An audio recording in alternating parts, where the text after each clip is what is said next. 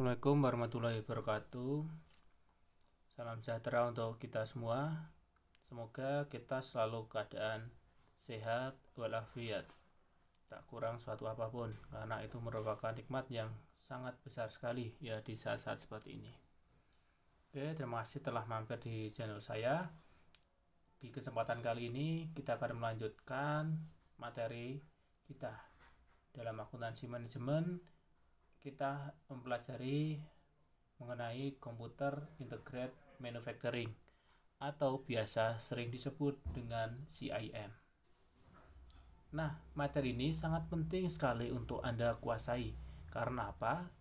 Ini nanti dalam dunia praktik kerja, kalau tidak menguasai materi ini, kita akan kesulitan ya bagaimana caranya untuk menginterpretasikan praktek dengan teori ke dalam suatu sistem. Jadi sistem di sini sangat penting sekali. Karena apa? Oke ya. Ini nanti kita akan mempelajari alasannya kenapa sistem itu penting dalam proses perusahaan. Ya, apalagi dalam siklus akuntansi manajemen. Oke, yang pertama kita tinjau dulu mengenai definisi ataupun pengertian dari Computer Integrated Manufacturing. Ya, CIM itu merupakan suatu pendekatan pembuatan menggunakan komputer untuk mengontrol seluruh proses produksi. Nah, integrasinya ini memungkinkan proses individu untuk bertukar informasi satu sama lain dan segera untuk melakukan tindakan. Jadi, dengan adanya CIM ini, seseorang itu tidak perlu menunggu waktu lama. Ya, jadi untuk bertukar informasi bagian satu dengan bagian yang lain itu cukup dengan CIM. Otomatis setelah adanya pertukaran informasi akan adanya tindakan. Nah, jadi tindakan di sini secara cepat bisa dilaksanakan. Nah, dengan adanya CIM maka proses produksi menjadi sangat mudah dijalankan dengan integrasi software atau program komputer dan hardware maupun mesin produksi. Jadi kita tidak membutuhkan waktu yang lama. Kemudian mengenai ini ada sebagai metode manufaktur. Ada 3 komponen yang membedakan CIM dari metode manufaktur yang lain. Yang pertama itu sebagai sarana untuk data, pengambilan, manipulasi, penyimpanan, dan penyajian. Yang kedua, mekanisme untuk sensing negara dan memodifikasi proses. Yang ketiga, algoritma untuk menyatukan komponen pengolahan data dengan sensor atau komponen modifikasi. Nah, kemudian ada beberapa faktor yang terlibat ketika mempertimbangkan implementasi mengenai CIM. Yang pertama adalah volume produksi. Nah, volume produksi kita harus tahu volume produksi kita itu akan tinggi ataupun rendah ataupun sedang. Jadi dengan adanya perkiraan mengenai volume produksi kita bisa mengira-ngira, ya kan? CIM ini akan kita push cepat ataupun lambat. Nah, seperti itu kita harus bisa memperkirakan. Nah, yang kedua adalah mengenai pengalaman perusahaan atau personel untuk membuat integrasi. Jadi perusahaan tersebut apakah sudah sesuai ya dengan standarnya? Jadi mempunyai pengalaman yang lebih ataupun enggak. Jadi kalau mempunyai pengalaman yang lebih mengenai CIM, otomatis kita bisa bergerak cepat.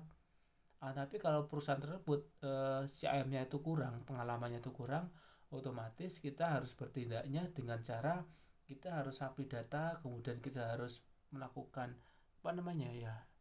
pemberian materi mengenai CIM ini ya. Kemudian yang ketiga mengenai tingkat integrasi ke dalam produk itu sendiri dan integrasi proses produksi. Jadi ini sangat penting sekali ya mengenai integrasi ini ya. Jadi produknya itu bagaimana harus kita integrasi, kemudian dalam prosesnya itu seperti apa. Nah, kita harus melihat satu persatu dari masing-masing bagian ini. Oke ya, kemudian mengenai manfaat CIM. Nah, manfaat CIM ini ya kita meninjaunya ada dari 4 aspek. Yang pertama aspek produksi, yang kedua dari aspek pengemasan, kemudian aspek promosi dan distribusi, kemudian yang keempat adalah aspek administrasi. Oke, kita akan bahas satu persatu dari masing-masing aspek ini. Yang pertama adanya aspek produksi.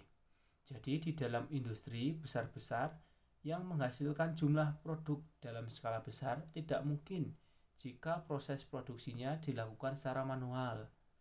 Kekuatan, kecepatan, dan ketepatan manusia sangat terbatas.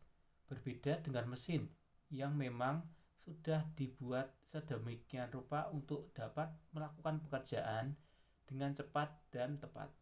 Mesin-mesin yang beroperasi tidak lepas dari kontrol sistem komputerisasi. Ya, seperti itu ya, itu dari aspek produksi. Kemudian yang kedua dari aspek pengemasan. Pengemasan sebenarnya masuk dalam proses produksi. Jadi dari proses pengolahan bahan mentah hingga menjadi barang jadi, kemungkinan dikemas semua dilakukan oleh mesin secara otomatis. Yang dimaksud pengemasan di sini adalah pembuatan desain suatu produk. Setelah suatu produk dinyatakan lolos untuk dapat diproduksi, maka tahap selanjutnya adalah pelabelan atau pengemasan produk. Ya, jadi dalam hal ini proses di dalam aspek pengemasan ini sangat ditekankan mengenai pelabelan dan pengemasan suatu produk. Nah, kemudian yang ketiga, aspek promosi dan distribusi. Promosi menjadi bagian terpenting dalam pemasaran suatu produk. Cara promosi yang unik dan penuh ide serta inspirasi mampu menarik masyarakat menggunakan produk yang ditawarkan. Promosi bisa dilakukan dengan banyak cara, bisa melalui media elektronik seperti iklan di TV maupun di radio, melalui situs website maupun blog. Promosi bisa juga dilakukan melalui media cetak seperti memasang iklan pada baliho di pinggir-pinggir jalan seperti itu ya, atau di tempat-tempat strategis, bisa juga melalui koran atau majalah. Itu aspek promosi dan distribusi. Kemudian yang terakhir yakni aspek administrasi. Kegiatan administrasi tak akan pernah lepas dari komputer. Jadi, administrasi dalam suatu industri meliputi banyak hal seperti surat menyurat dan penginputan suatu data. Nah, dalam CIM kita juga tidak terlepas dari integrasi sistem perangkat lunak. Ini merupakan gabungan fungsi umum dari setiap program software pada komputer pribadi, di mana yang digabungkan berasal dari banyak program sekaligus, kemudian diakses pada satu aplikasi saja, sehingga cara kerjanya lebih praktis. Dengan adanya perangkat lunak yang telah diintegrasi, maka membuat pekerjaan organisasi atau setiap orang lebih ringan. Tentu saja, ini juga akan membantu organisasi yang seringkali terlanjur membeli banyak aplikasi, sehingga hanya terjebak pada satu aplikasi saja, jadi sangat ringkas sekali. Karena setelah digunakan, ternyata layanan dan informasi data setiap aplikasi adalah sama, sehingga menjadi tidak berguna. Perangkat lunak sendiri merupakan kumpulan program yang berguna untuk menjalankan aplikasi komputer. Jadi fungsinya disesuaikan dengan kebutuhan masing-masing program komputer tersebut. Oke, kemudian kita membahas ya mengenai kelebihan model integrasi sistem software ini. Ya, jadi untuk bisa mengelola legacy sistem yang ada, maka dibutuhkan integrasi sistem perangkat lunak supaya setiap data dan fungsi layanan ditangani dengan baik. Dalam hal ini, setidaknya terdapat 3 model software integrasi yang harus diperhatikan berdasarkan dari William C. Ya, berikut ini adalah penjelasan lengkapnya dari masing-masing model tersebut. Yang pertama adalah integrasi presentasi.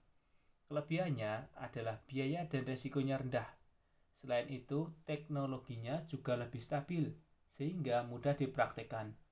Untuk implementasinya juga relatif lebih cepat karena tanpa mengubah sumber data sebelumnya. Hanya saja model ini interkoneksinya dengan aplikasi data sehingga persepsi dan performanya kurang baik. Nah, itu tadi yang pertama adalah integrasi presentasi. Jadi tentu saja ada plus minusnya sendiri-sendiri. Kemudian yang kedua, adanya integrasi data. Tujuannya adalah berbagi data tanpa melakukan perubahan struktur datanya dan aplikasinya. Sehingga dari segi efektivitas jelas lebih baik karena pembiayaannya terjangkau. Jadi kelebihan model ini adalah sangat fleksibel karena datanya bisa dipakai aplikasi lain. Akan tetapi apabila datanya berubah, integrasinya tidak bekerja lagi. Itu ya, jadi kelemahan dan kekurangan dari integrasi data. Kemudian yang ketiga, yakni integrasi fungsional. Kelebihan dari model ini adalah memiliki kemampuan integrasi yang sangat baik dibandingkan dengan sistem lainnya. Di samping itu, model integrasinya sudah memakai code cross infrastruktur yang baik dan beberapa aplikasi enterprise lainnya, sehingga hasilnya sudah tidak diragukan lagi. Jadi dari ketiganya ini sebenarnya sangat disarankan ke yang ketiga, yakni integrasi fungsional. Nah, seperti itu ya. Nah, ini merupakan contoh-contoh dari penjelasan model integrasi sistem perangkat lunak. Nah, contoh penerapan dari software integrasi sistem ini terdapat pada perangkat lunak ya, seperti open source ya. Jadi open source itu merupakan istilah yang digunakan setiap orang untuk membuka sumber kode program. Sehingga dengan cara inilah kerang kerja perangkat lunak bisa diketahui lebih lengkap. Tidak hanya itu saja, open source juga digunakan untuk mencari tahu kelemahan software, sehingga bila ada kekurangan yang perlu diperbaiki, bisa segera ditingkatkan. Salah satu contoh penerapan dari integrasi sistem perangkat lunak yang akan dijelaskan, contohnya digunakan sebagai e-government. Jadi e-government merupakan tata kelola yang baik dalam pemerintahan. Jadi dengan sistem perangkat lunak ini sangat dibutuhkan ya dari perusahaan untuk menjalankan masing-masing fungsinya. Ya, jadi untuk melakukan pekerjaan dengan adanya sistem perangkat lunak yang merupakan contoh dari CIM ini sangat dibutuhkan sekali di dalam perusahaan. Otomatis dengan adanya kebutuhan ini, software atau perangkat lunak ini sangat dibutuhkan. Jadi dengan menguasai ini, Anda bisa membantu perusahaan untuk menjalankan fungsi bisnisnya dengan lebih baik. Nah, itu tadi ya dari pengertian-pengertian contoh penerapan dari komputer integrated manufacturing. Jadi saya harapkan Anda benar-benar serius dalam mengikuti perkuliahan. Jadi inputnya itu Anda harus mengikuti perkuliahan. Tapi nanti outputnya itu dari hasil yang Anda peroleh dalam perkuliahan. Jadi di dunia kerja Anda bisa mempraktekannya. Nah, seperti itu ya. Cukup sekian perkuliahan kali ini ataupun materi yang saya sampaikan. Kurang lebihnya saya mohon maaf. Apabila ada hal-hal yang perlu ditanyakan, silahkan bisa bertanya di kolom komentar. Nah, cukup sekian. Kita jumpa lagi di sesi-sesi selanjutnya. Sampai di sini kita akhiri. Wassalamualaikum warahmatullahi wabarakatuh.